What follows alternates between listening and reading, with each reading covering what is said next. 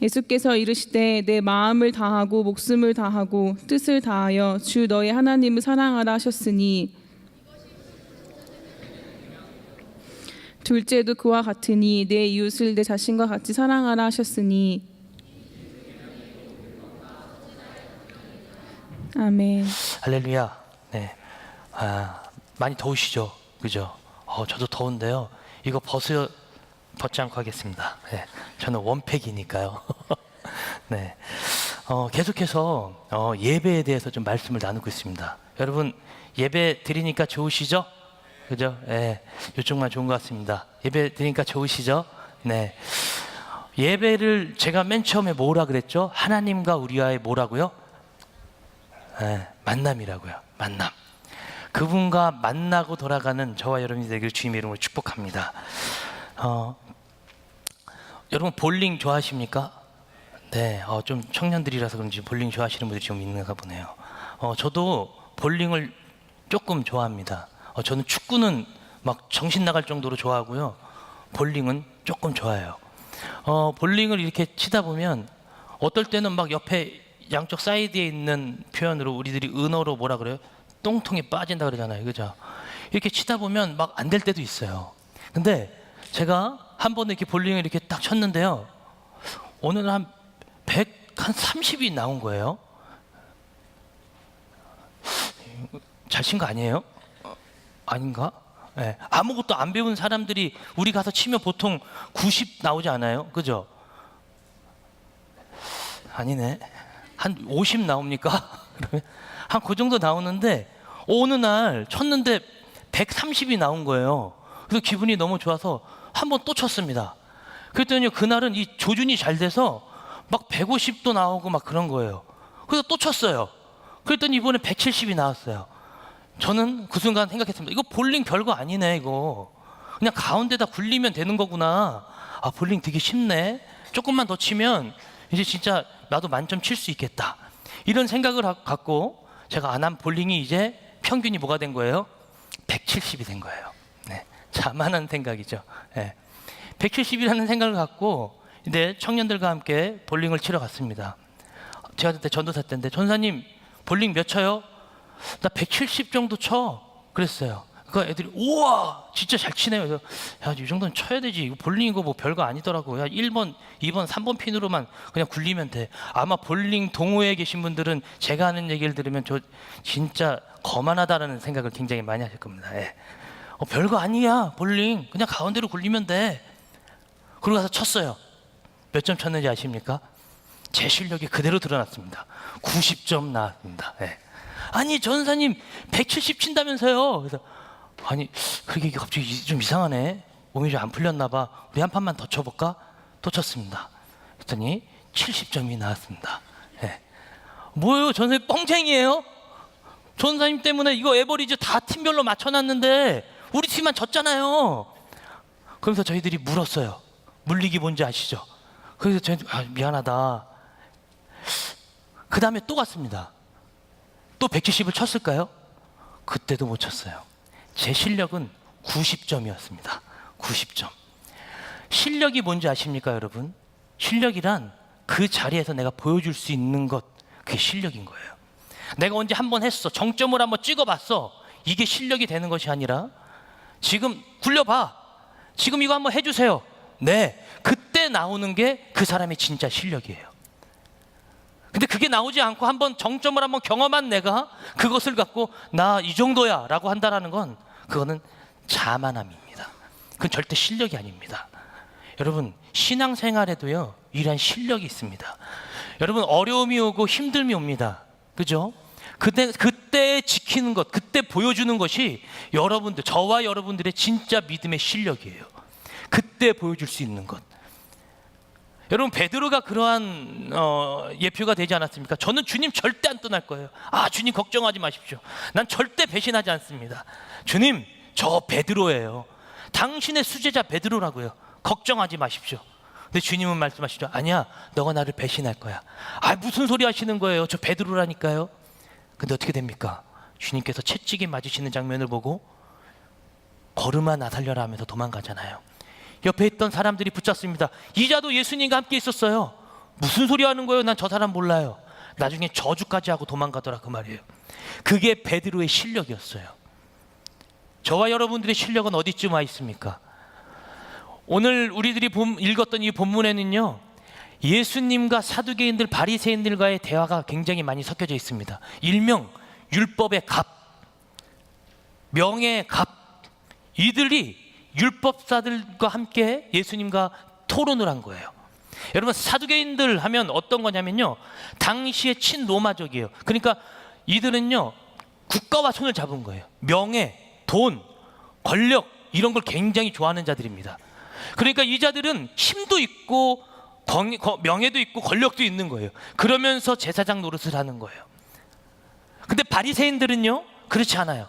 바리새인들은 아니야, 오직 하나님, 오직 율법, 오직 말씀, 여기서만 내가 이것을 지키고 이 틀에서 난 절대 벗어나서는 안 돼. 다시 말하면 말씀은 나에게, 나처럼 하면 신앙생활 잘하는 것, 이거에 굉장히 자부심 있는 자들이 바로 바리새인들이었습니다. 그래서 이 사두개인들은요, 모세 오경가요?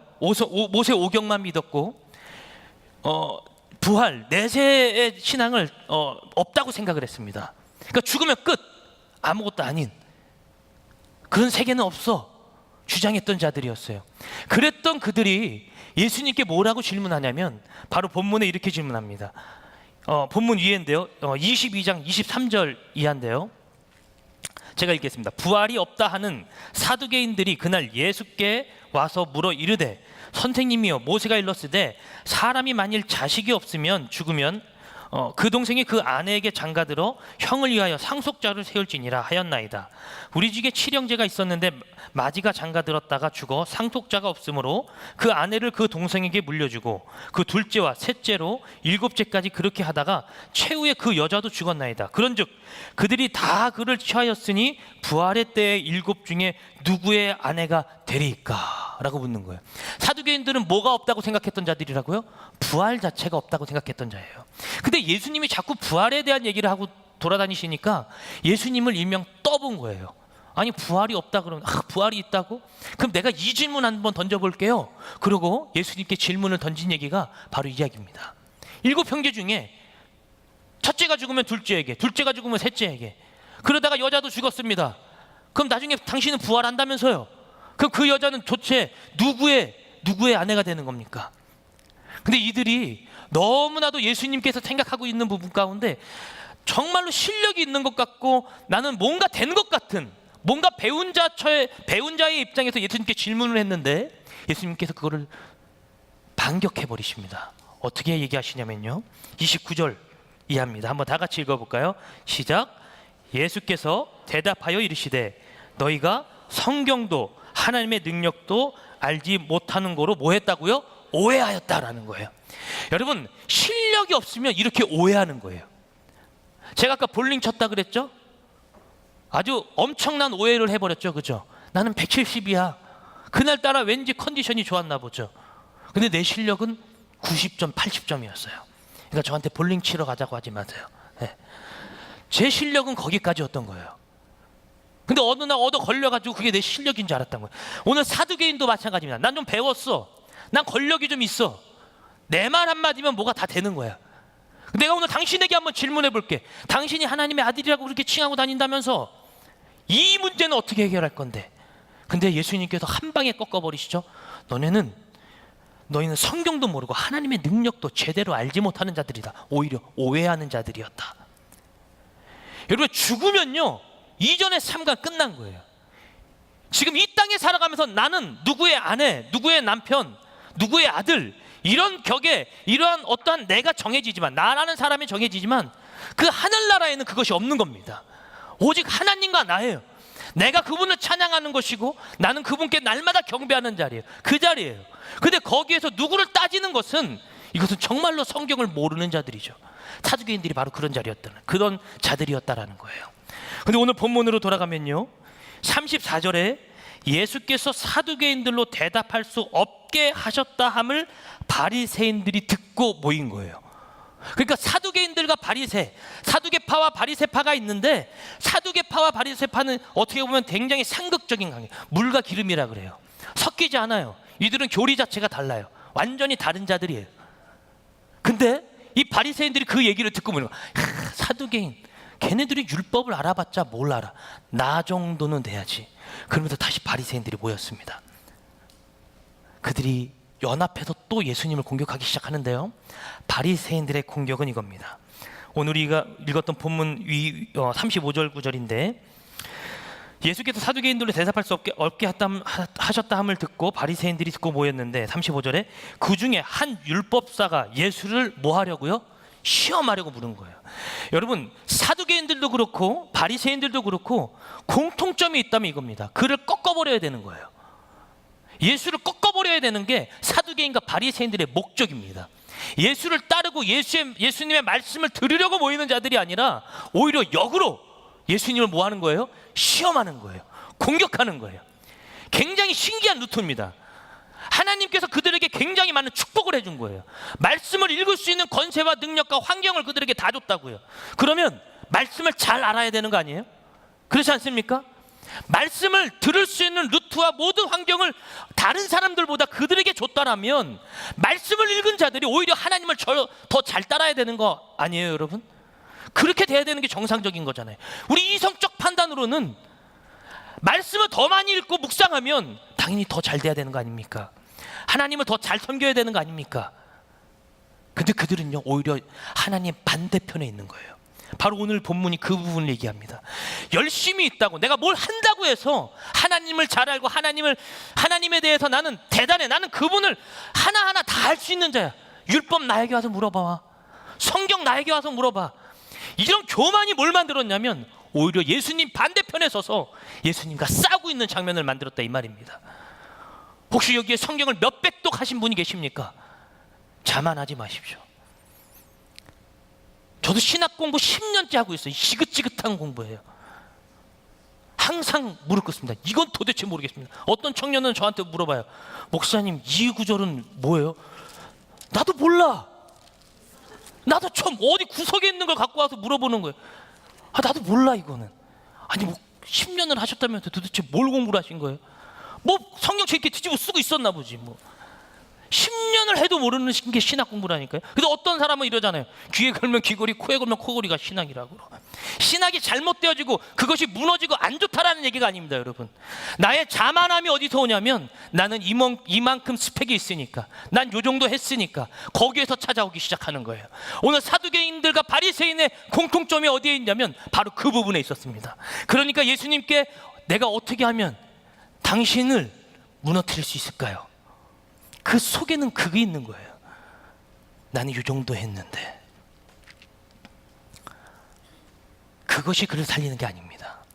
그랬더니요, 36절입니다. 36절 읽어볼까요? 시작. 율법 중에 어느 계명이 크니까. 뭐라고 불러요? 예수님을 선생님, 랍비여, 선생이여. 이 사두개인들과 바리새인은요, 예수님에게 선생이라고 할 수 있는 관계인가요? 절대 그렇지 않은 거예요. 당신이 그렇게 똑똑하다면서요, 그렇게 어마어마한 걸 우리들에게 가르쳐 준다면서요, 당신 얘기 들으면 다 뭐 넘어간다 그러던데. 그러면서 그를 선생으로 먼저 치부해 버리는 거예요. 예수님을 먼저 선생으로 치부해 버려요. 이거 굉장히 머리 좋은 사람들이 질문할 수 있는 루트입니다. 만약에 저 같았으면 그럴 겁니다. 아니 근데요, 그게 아저씨는 어떻게 그렇게 얘기를 하고 다니시는 거예요? 저 같았으면 그렇게 물어봤을 거예요.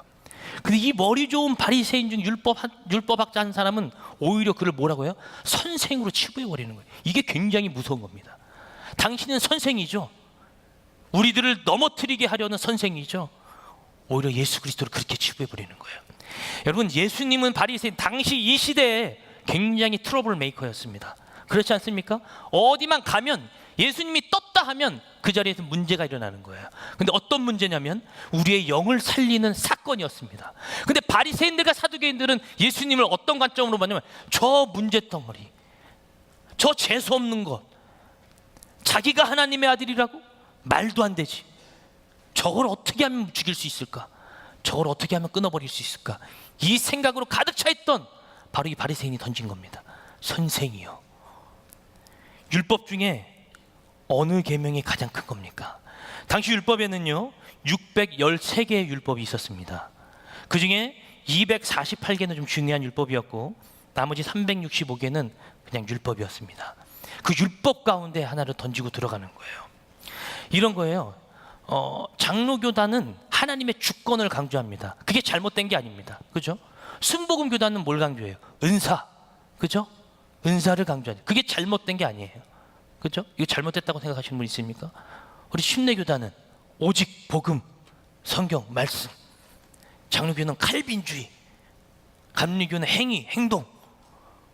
어떻게 믿음만 갖고 돼? 와서 이렇게 예배하고 2시간씩 기도도 할 수 있는 능력이 있어야지. 예, 그것도 맞아요.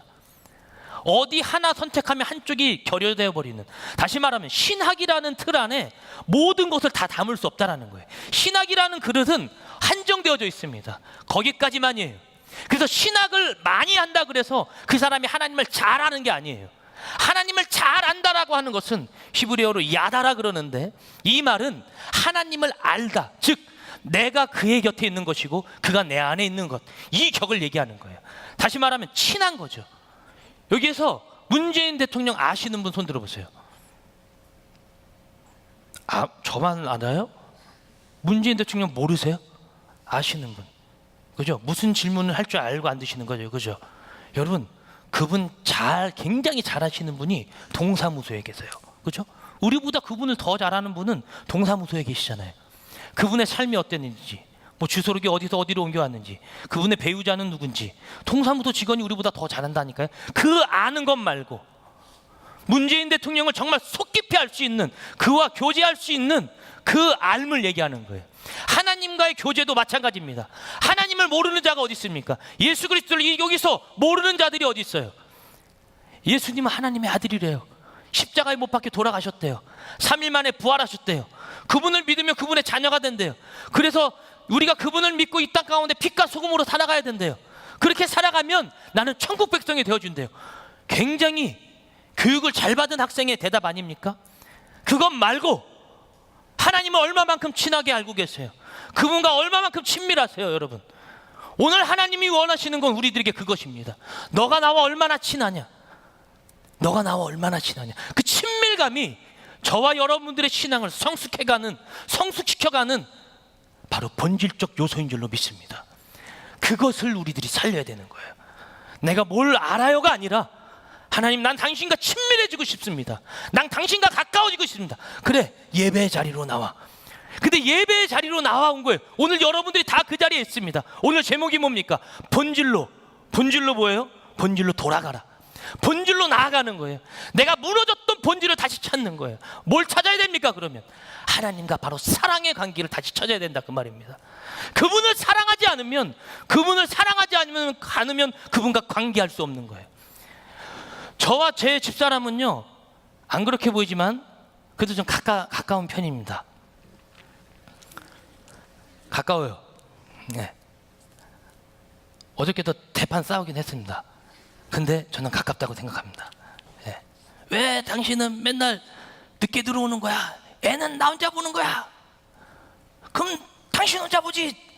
나는 그 밖에서 이거 해야 되는데 어떡해? 여기까지 나왔다가 이걸 말을 못 하고요. 여기 나올 뻔했는데 이거 삼키느라 물이랑 같이 삼켜버렸어요. 그런 쓴소리는 바로 삼켜버려야 됩니다. 네. 이렇게 막 부딪히는데 제가 우리 아내가 무슨 얘기를 하는지 저도 알아요. 예. 남들 같으면 죄송해요. 제가 그 부분을 이렇게 해서 처리해 드릴게요. 여보님, 제가 이 부분은요 이렇게 해서 할 수 있도록 이제 계약서를 쓰도록 하겠습니다. 다음부터 절대 그런 일이 없도록 도장 찍고요. 예. 다음부터 이렇게 하지 않게 계약서를 쓸 거 아니에요. 계약이 파기된 거니까 잘못된 거. 당신 나한테 그 약속 지키고, 이건 부부 사이에서 이걸 해줘야 되는 거 아니야? 여러분, 그 관계를 갖고 결혼하고 사는 거잖아요. 그죠? 결혼 저만 했나요? 그죠? 집사님들 그러시죠? 여자 집사님들 그러시죠? 아니신 것 같네요. 근데 그 부분이 깨지고 넘어져도 제가 왜 계약서를 안 쓰는지 알아요? 저희 아내가 저를 굉장히 잘 알기 때문이에요. 여기서 이렇게 빌고 뭐 해도 안 변할 거니까 너무나도 저를 잘 알고 있는 거죠. 근데 저는 그 앞에서 또 얘기하는 거예요. 여보, 내가 잘못했어. 이 부분은 이렇게 할게. 그래, 알아. 근데 안 할 거잖아. 저도 저희 집사람을 잘 알고 저희 집사람도 저를 잘, 하나님께, 여러분, 하나님께서 우리들에게 기도를 요구하시는 게요, 무엇을 달라고 하는 그 기도를 요구하시는 게 아닌 거 아십니까, 여러분? 그것을 놓고 기도하라는 게 아니에요. 하나님께서 원하시는 기도는 뭐냐면 바로 친밀감이에요. 기도는 대화거든요. 하나님과 저와의 대화예요. 대화기 때문에 응답이라는 게 있는 거예요. 응할 응에 답할 답자거든요. 응하는 거예요. 밥 먹었어요? 네. 응답이에요, 아니에요? 응답이에요. 밥 먹었어? 아니요. 응답이에요, 아니에요? 응답이에요. 밥 먹었어? 아니, 안 먹었는데 같이 드실래요? 응답이에요, 아니에요? 응답이에요. 이게 응답이라고요. 근데 응답을 뭘로 생각하는 거냐면, 밥 드셨어요? 아니요. 아니에요. 아니면 안 되는데, 밥 드셨어야 되는데. 밥 드셨어야 돼요.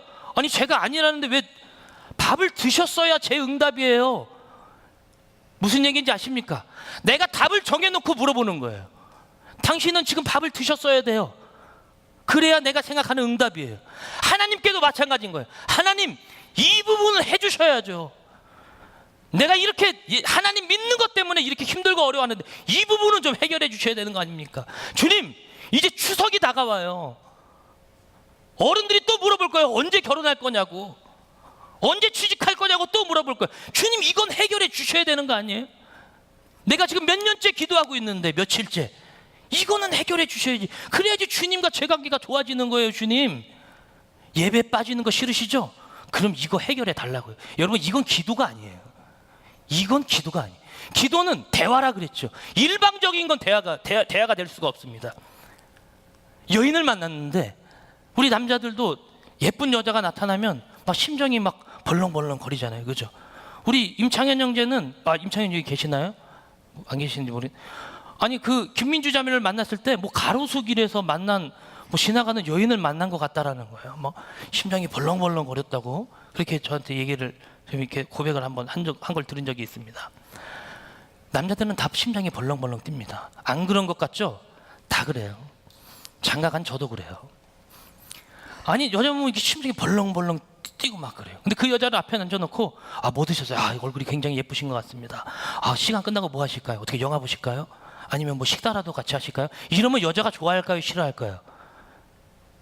좋아합니까? 굉장히 나를 잘 리드하는 것 같아. 굉장히, 그건 정신 나간 여자예요. 이거 아니에요? 그렇잖아요. 대화가 안 되는 거잖아요. 그러면 그 자리에서 안녕히 계세요. 다음에 뭐 뵙든지 말든지 알아서 하시고요. 저는 오늘 좀 만남이 좀 힘들었던 것 같습니다. 이러고 여자는 놓치는 거잖아요. 그잖아요. 관계가 안 되는 거잖아요. 그잖아요. 안 그래요? 좀 그렇다고 얘기를 좀 해주세요. 돌리세요. 네. 이거 설교 얼굴에 없는 걸 제가 웬만하면 하는 거예요. 지금 이거밖에 안 돼요. 설교 원고는요. 얼마나 대답을 안 하면, 제가 저번 주에 이거 찢어버리고 설교했잖아요. 얼마나 대답을 안 하시는데. 이게 중요한 게 아니구나. 네. 이게 중요한, 대화와 관계가 되어진다라는 것은 뭐냐면 그를 알아가는 거예요. 하나님을 알아가고 싶으십니까? 그러면 기도의 자리에 나오십시오. 근데 기도를요, 꼭 그렇게 하지 말라는 건 아니에요. 그 부분도 필요하죠. 근데 성경에 놀랍게 기록해 나왔습니다. 너가 먹을 것, 입을 것, 너희들이 생활해야 될 것 이미 내가 다 알고 있다. 너희는 먼저 그의 뭐와 나라와 그의 의를 구하라는 거예요. 그것이 우리들이 구할 것이라는 거죠. 하나님의 나라를 구하는 거예요. 하나님, 내 환경은 이래도 하나님의 나라가 내 안에 임하면 난 그걸로 끝이에요. 됐어요, 주님. 거기까지만 해주시면 돼요. 나는 아무것도 아닌데 주님이 내 삶 가운데 임재해 계시다는 것만으로도 나는 그걸로 좋게요, 주님. 난 여기까지예요. 그래, 그러면 내가 요거까지 해줄게. 대화와 친밀함이란 뭐냐면요, 바로 이런 거예요. 그와 가까워지는 거예요. 단순히 내 이야기만 하고 내 상황이 이래요, 이걸로 계약서 쓰는 게 기도가 아니라 그분과 가까워지는 것, 그것이 바로 야다, 그분을 알아가다 라는 뜻인 줄로 믿습니다. 근데요, 오늘 이 사두개인과 바리새인들은 너무 그걸 모르는 거예요.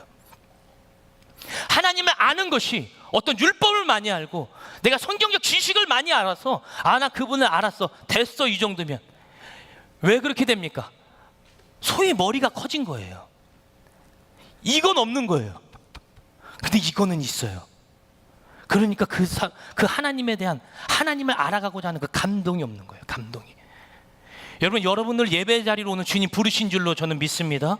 오늘 여기서 주님께서 얘기하고자 하시는 게 있습니다.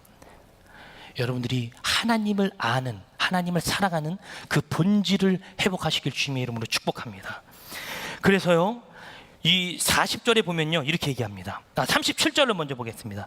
예수께서 이르시되 내 마음을 어떻게 하고? 다하고. 여기서 이 다하고라는 말은 홀로스, 이 말은 모든, 전부, 갖추어서 마음 중심을 얘기해요. 그것을 가지고 목숨을 다하고 뜻을 다하여 주 너의 하나님을 사랑하라 하셨다라는 거예요. 여기서 목숨을 다하고는 생명, 호흡을 이야기합니다. 살고 싶어하는 본질적 욕망을 얘기하는 거죠. 그리고요, 뜻을 다하고는 생각, 사고, 이해, 가치관이에요. 즉 나의 생각을 얘기하는 거예요. 이것을 세 가지 루트로 보면 내 마음을 다하고는 내 마음입니다. 하트. 이걸 얘기하는 거예요. 이것과 목숨을 다하고는 목숨, 이 살고 싶은 본질적인 부분이라고 그랬죠. 이건 감정적인 부분을 얘기해요. 그리고 뜻을 다하여, 이거는 가치관, 이해관계예요. 즉 나의 생각. 다른 말로 합니다. 마음, 생각, 감정을 갖고 주님 앞에 나아가십시오. 이것을 통치하게 그분께 내어 드리는 거예요. 그것을 갖고 주 너의 하나님을 어떻게 하라고요? 사랑하라는 거예요. 나의 전 인격적인 것을 갖고 그분을 사랑하래요. 나의 머리만 갖고 그를 사랑하는 게 아니에요. 내 마음만 갖고 그를 사랑하는 게 아니에요. 내 어떤 감정, 나의 가치관만 갖고 그를 사랑하는 것이 아니라 전 인격적인 부분을 갖고 그분을 사랑하는 자, 그것이 바로 주님께서 우리들에게 주신 첫 번째 큰 계명인 줄로 믿습니다. 그리고 주님께서 또 얘기하십니다. 이것이 크고 첫째에 있는 계명이요. 39절에 둘째도 그와 같으니, 다 같이 있습니다. 시작.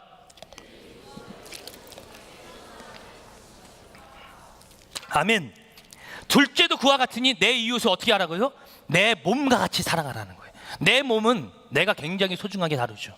아까 말씀드렸죠. 여기서 말하는 살고 싶어하는 본질, 생명, 목숨을 다하는 이 생명적인 부분, 이 감정은요 쭈그러들 수 없는 거예요. 나 죽을 것 같은데 에이 죽지 이러고 사는 사람이 없잖아요. 죽을 것 같으면, 죽음의 위기가 오면 그 부분을 피하는 게 나의 본능 아닙니까? 그게 생명을 갖고 있는 자들의 본능 아니에요? 그와 같이 이웃을 사랑하래요. 이거 굉장히 어려운 계명이거든요. 다시 말하면 내 이웃에 있는 자를 내 몸과 같이 사랑하라는 것은 내 몸뚱아리 사랑하듯 그를 사랑하라는 거예요. 그를 사랑하는 것이 바로 하나님께서 주신 바로 이 두 번째 듣는 계명이라고 오늘 주님께서 말씀하십니다. 그러면서 마지막에 예수님께서 이 부분으로 매듭을 져버리십니다. 40절입니다. 시작. 아멘. 이 두 계명이 율법과 선지자의 뭐라고요? 강령이다라는 거예요. 율법과 선지자는 구약을 뜻합니다. 구약의 율법, 구약에 일어났던 선지자들, 다시 말하면 하나님께서 그들을 사용하셨고 그 율법을 가지고 그들에게 말씀하셨던 부분이에요. 여기서 주님께서 다시 바꾸시는 거예요.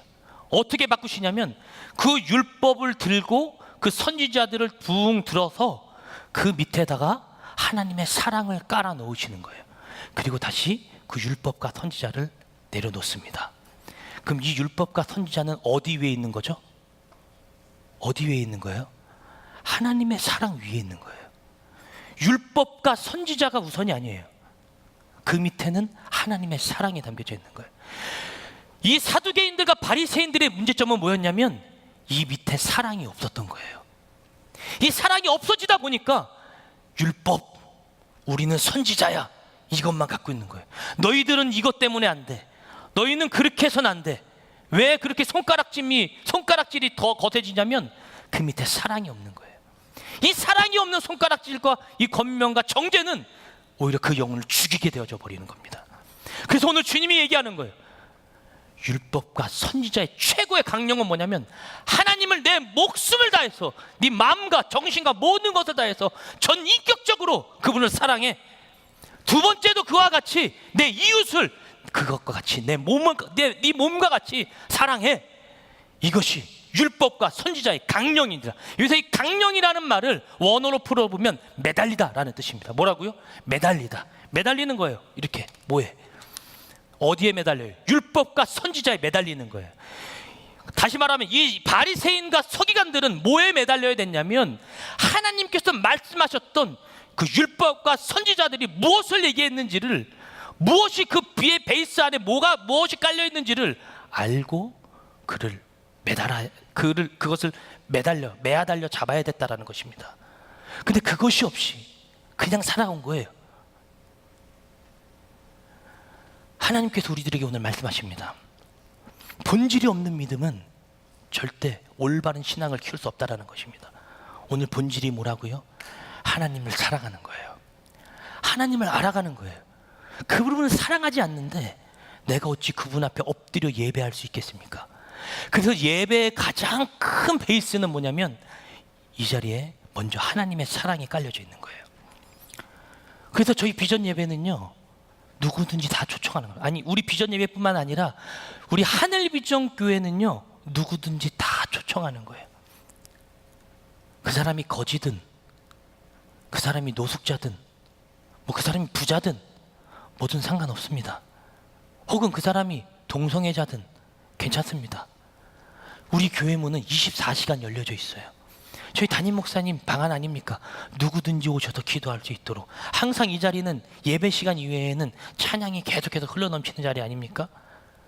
누구든지 환영하시겠다라는 거예요. 하나님께서 우리 담임 목사님을 통해서 부어주신 이 예배당을 24시간 열어놓은 이유가 바로 여기 있습니다.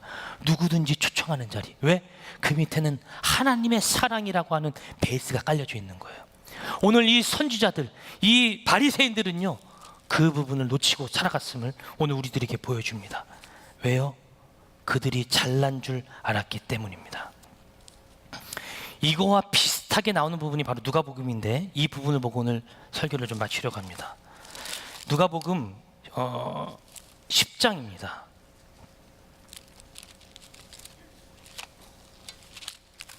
10장 27절. 대답하여 이르되 내 마음을 다하여 목숨을 다하여 힘을 다하여 뜻을 다하여 주 너희 하나님을 사랑하고 또한 내 이웃을 내 자신과 같이 사랑하라 하였나이다. 우리 오늘 마태복음에서 본 거와 이거와 비슷하죠, 그죠? 같은 부분인데 25절에 보면 이렇게 시작합니다. 어떤 율법 교사가 일어나 예수를 시험하여 이르되 선생님 내가 무엇을 하여야 영생을 얻으리이까? 예수께서 이르시되 율법에 무엇이라고 기록되어져 있냐? 그러니까요, 이 율법 교사가 오히려 이야기를 한 거예요. 율법에는요, 마음을 다하고 목숨을 다하여 뜻을 다하여 주 너희 하나님을 사랑하라 하시던데요. 그러니까 28절에 예수님께서 말씀하십니다. 그래, 옳다. 그것이 맞아. 그러시면서 그를 행하라. 그러면 살 것이다 라고 이야기하는 거예요. 그리고 나서 그 사람이 이렇게 주님 앞에 다시 여쭤봅니다. 그러면 내 이웃이 누굽니까 주님? 더 깊숙이 들어갔죠. 근데 예수님께서 이때 이 비유를 들으시는 거예요. 여러분들, 저와 여러분이 너무나도 잘 알고 있는 비유죠. 바로 이 선한 사마리아인에 대한 비유입니다. 그 선한 사마리아인에 대한 비유는 30절 이하에 나오는데, 어떤 사람이요, 예루살렘에서 여리고로 내려가고 있었습니다. 그래서 강도를 만났습니다. 피를 철철 흘리면서 죽게 되어졌습니다. 근데요, 제사장도 지나가고 레위인들도 그 자리를 지나갔다라는 거예요. 보십시오. 제사장과 레위인을 건드리셨습니다. 그리고 하나 수면 위에 떠오르는 사람이 있는데 바로 사마리아인이라는 거예요. 제가 저번에 한번 이 지도 놓고 한번 설명드렸죠, 그죠? 기억나시죠? 유대인들은 이 사마리아 지역을 지나간다 안 지나간다? 절대 지나가지 않는다. 왜냐하면 그들은 혼혈족이고 더러운 자들이라고 생각했기 때문에 오히려 옆에 있는 지역을 돌아서 지나간다 했죠. 근데 이 사마리아인을 들춰내신 거예요. 그리고 얘기하는 거예요. 이 사마리아인이 그를 들쳐매서 여건방에 눕히고 그 주인에게 말했다. 이 사람을 다 치료해 주십시오. 이 사람이 다친 부분을 다 싸매어 주십시오. 그리고 내가 지금 돈도 지불하겠습니다. 그리고 여행길에 다시 돌아오는 길에 이 사람에게 더 들어갔던 부분에 대해서 내가 더 지불을 하겠습니다. 그리고 다시 율법교사에게 이제 예수님이 묻는 거예요. 이 중에 누가 그의 이웃이냐? 그랬더니요, 그 율법교사가 얘기합니다. 그 사마리아인입니다. 그 마지막 사람이었습니다. 너도 이와 같이 하라. 반복되어지는 구절이죠. 38절과 37절에 있는 부분인데, 누가복음 10장 28절과 37절에 있는 부분인데요. 옳다, 이를 행하라. 그러면 네가 살 것이다. 37절에는 가서 너도 이와 같이 하라라는 거예요. 우리들에게 말씀하시는 겁니다. 여러분들도 이와 같이 하십시오. 이와 같이 예배하십시오. 하나님을 사랑하는 것만큼 내가 그 이웃을 행하여 하는 것처럼 이 자리에 와서 하나님을 예배할 때에는 그 사랑을 들고 이 자리에서 예배하는 거예요. 하나님, 나는 부족한 자고 나는 할 수 없는 자인데 당신이 나를 인도해 주셨네요. 내가 여기까지 왔네요. 나 아무것도 아닌데 지금 너무나도 감사합니다. 나를 사랑해 주셔서 내가 그 사랑 안에 있기에 오늘도 예배합니다 라는 거예요. 한 이야기를 말씀드리면서 오늘 예배를 마치도록 하겠습니다. 제가 고등학교 때인데요, 저는 인문계 학교를 나오지 않았습니다. 상고를 나왔습니다. 제가 사는 곳이 경기도 하남시였는데요, 당시 고등학교가 3개밖에 없었던 시골 같은 동네였습니다. 그 시골 총동네에서 인문계 고등학교 2개 있고 하나 상고는 좀 이상한 애들이 다니는 학교였어요. 예. 맨날 학교 가면 한 9시 5분 전에 학교를 항상 거의 다녔던 거예요. 저는 8시 막 영교시 막 애들 그때 한창 막 고등학생들에게 뭐 밥을 줘야 된다고 뭐 김국신 씨하고 신동엽 씨가 막 학교에서 그런 영시 뭐 이런 거 막 프로그램 할 때 저는 이해가 안 돼요. 영교시가 대한민국에 있었나? 왜냐면 우리 학교는 수능 준비를 안 해줬어요. 공장 나가서 일하래요. 1학기 때, 3학년 1학기 때니까. 한참 그때였나, 학교에서 이 책상 걸상 아래 교실에서 수업했던 적이 그렇게 많지 않았던 것 같습니다. 항상 학생과 그 복도 앞에 무릎 꿇고 앉아 있는 일이 제 학교 가서 하는 일이었습니다. 그게 뭐라 그러는지 알아요? 근신이라 그래요. 근신. 네. 어떤 날은 재수 없게 신발 이거 뭐죠? 이거 슬리퍼 던지기를 했는데 위에 이 폼보드가 깨진 거예요. 신발장이 이 실내가 날아가가지고 학생과 선생님 오시더니 너 2,840원 내일까지 갖고 와 이러시더라고요. 왜요?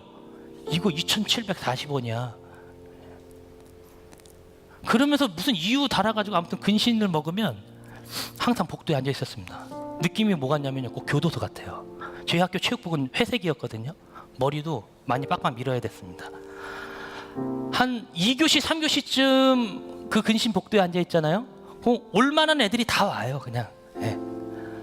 그냥 올만한 애들이 다 앉아서 야, 너 뭐 때문에 왔어? 아, 오늘은 재수없게 이것 때문에 걸려가지고. 야, 그 쩔뚝이가 말이야. 쩔뚝이가 저희 학생과 선생님이었거든요. 우리가 항상 부른. 다 있잖아요. 그냥 쩔뚝이, 미친 개 막 이런 거 다 있잖아요. 고등학교에. 아, 오늘 얘한테 잘못 걸려가지고 말이야. 근데 그 근신이 학생과 출석 기록부에 이렇게 남겨져요. 이게 몇 점 이렇게 몇 점 이렇게. 근데 그 점수를 쌓으면요, 포인트가 쌓이면 경기도 광주라고 하는 한사랑 마을이라고 아십니까? 저희 학교와 무슨 관계가 이렇게 맺어 있었는데 그 학교로 봉사활동을 보내요.